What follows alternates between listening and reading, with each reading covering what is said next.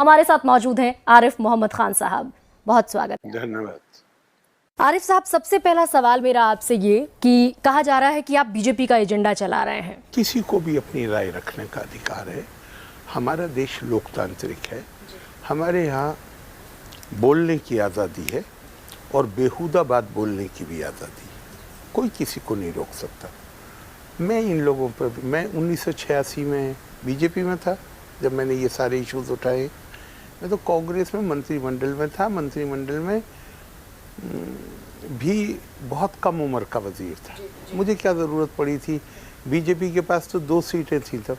मैं बीजेपी का एजेंडा अगर लागू करने की कोशिश करूं तो क्या एजेंडा था उनका 1986 में? वो तो सिग्निफिकेंट भी नहीं थी। तो मेरा रिकॉर्ड देखिए, खाता है। अब मैं माइंड भी नहीं करता, जो जी चाहे कहा करे। मैं बहुत दफ़ा ये बात कहता हूँ, कह देता हूँ आपसे कि मैं धर्म ग्रंथों का छात्र हूँ, स्टूडेंट हूँ मैं स्क्रिप्चर्स का। आप जिस चीज़ को लेकर, जिस मुद्दे को लेकर इन दिनों सुर्खियों में फिर से लौट आए हैं, वो मुद्दा है कि नरसिम्हा राव, जो कि हमारे देश के पूर्व प्रधानमंत्री हैं, उन्होंने मुसलमानों को लेकर एक बात कही कि अगर वो गटर में पड़े रहना चाहते हैं तो उन्हें पड़े रहने दो।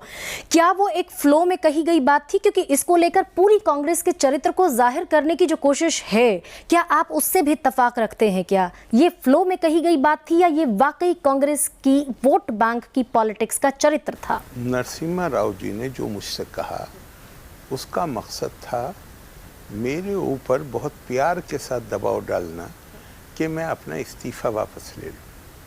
लेकिन थोड़ी देर के लिए नरसिम्हा राव जी के कमेंट को छोड़ दीजिए।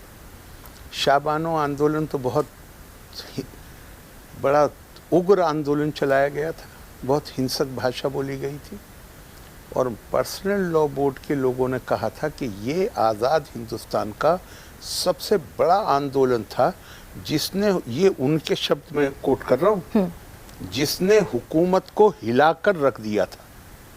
ये पर्सनल लॉ बोर्ड के स्पोक्स पर्सन का आर्टिकल है जो राष्ट्रीय सहारा में छपा है कि इस तारीखी तहरीक ने हिंदुस्तान की हुकूमत को हिलाकर रख दिया था। लेकिन अगले पैरे में क्या कहा? अगले पैरे में ये कहा कि बड़ी हुकूमत ने बड़ी अय्यारी के साथ, अय्यारी कहते हैं चालाकी को, धोखा देने को, का बड़ी चालाकी के साथ वो सारी चीज़ें उस लॉ में शामिल कर दी जो पास किया जिनके खिलाफ आंदोलन चलाया गया था। तो आप नरसिम्हा राव जी को छोड़ दिए, खुद पर्सनल लॉ बोर्ड ये कह रहा है कि उनके साथ धोखा हुआ। और पर्सनल लॉ बोर्ड के चेयरमैन अली मियां ने 1989 में कानपुर में कहा कि ये जो हमारा तारीख़ी बल्कि तारीख़ साज, historical rather history making movement, ये ला हासिल, बेकार, और फारसी की एक मिसाल इस्तेमाल की, कोह कंदन काह बरावर्दन, खोदा पहाड़ निकला चूहा साबित हुआ। क्यों? क्योंकि हम समझ ही नहीं पाए, एक्ट में वो बातें लिख दी गई जिनके खिलाफ हम आंदोलन चला रहे थे। तो बाबा छोड़ दीजिए नरसिम्हा राव जी को।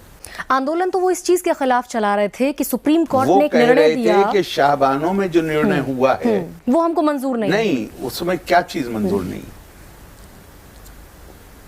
मुस्लिम पति तलाक देने के 3 महीने के बाद उसके भरण पोषण का जिम्मेदार नहीं होगा, ये वो कह रहे थे। एक्ट में लिख दिया गया कि एक बड़ा पेमेंट अदालत इद्दत 3 महीने के बीच में होगा, ये कह रहे थे 3 महीने के लिए होगा।